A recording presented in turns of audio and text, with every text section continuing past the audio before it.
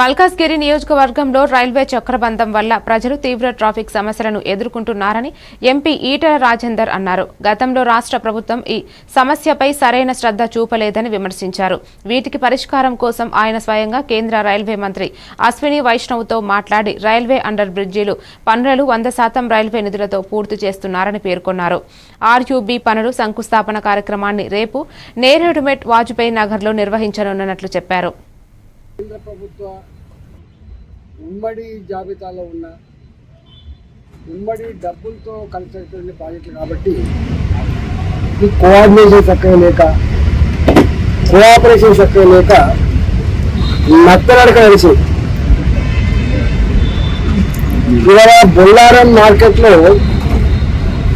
అక్కడ ఒక ఫ్లైఓవర్ కావాలని చెప్పి సంవత్సరం తర్వాత దరఖాస్తు చేసుకుంటే 1993లో శాంక్షన్ అయింది. 1993 దానికి భూమి అక్వైజేషన్ కూడా జరుగుతుంది. కానీ ఇప్పటిదాకా కాలేదు. 30 ఏళ్ళు గడిచి 100% రైల్వే డిపార్ట్మెంట్ డబ్బు ఖర్చు పెట్టి ఈ బ్రిడ్జి నిర్మాణం చేయాలి. గతంలో ఉన్న రైల్వే స్టేషన్లు ఏవైతున్నాయో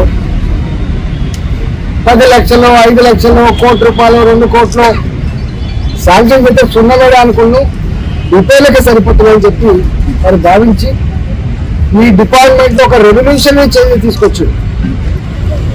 దాని పేరుని అమృత్ రైల్వే స్టేషన్లు.